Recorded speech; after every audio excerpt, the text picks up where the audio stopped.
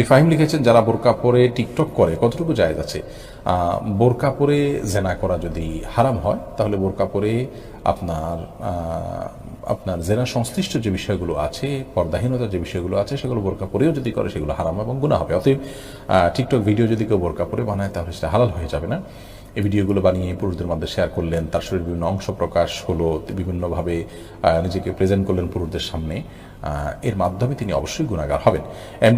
এর পাশাপাশি মিউজিক ইত্যাদি যে যদি তার সাথে থাকে তাহলে তার ফলে তো আরও অতিরিক্ত আপনার গুনাহের বিষয়গুলো সেখানে সংযোজিত হবে।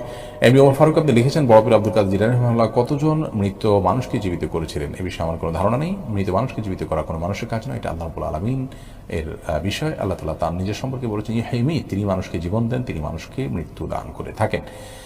অতএব আব্দুল কাদের জিলানী রাহমাতুল্লাহর কোনো পাওয়ার ছিল না তিনি যে কোনো মানুষকে, জীবিত মানুষকে মৃত করা বা মৃত মানুষকে জীবিত করার ইখতিয়ার রাখতেন। আল্লাহ তাআলা এরকম পাওয়ার কাউকে দেননি।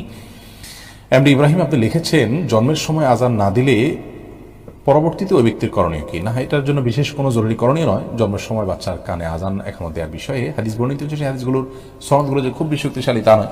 এটা নিয়ে অনেক আলোচনা, দীর্ঘ আলোচনা আছে।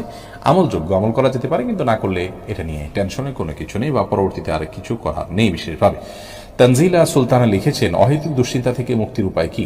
অহেতুক দুশ্চিন্তা বলতে আপনি কি ধরনের দুশ্চিন্তা বোঝাচ্ছেন? দ্বীনি বিষয় না দুনিয়াবী বিষয়?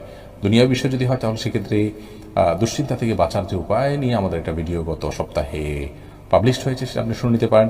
আর দ্বীনি বিষয় যদি দুশ্চিন্তা থেকে আপনি মুক্তির উপায় জানতে চান তাহলে সে বিষয়ে কাজী ইব্রাহিম সাহেবের একটি ভিডিও আমাদের ইসলাম প্রশ্নোত্তর পেজে প্রকাশিত হয়েছে গত সপ্তাহে, সেটা বা এই সপ্তাহে, চলতি সপ্তাহে, সেটি আপনি শুনে নিতে পারেন।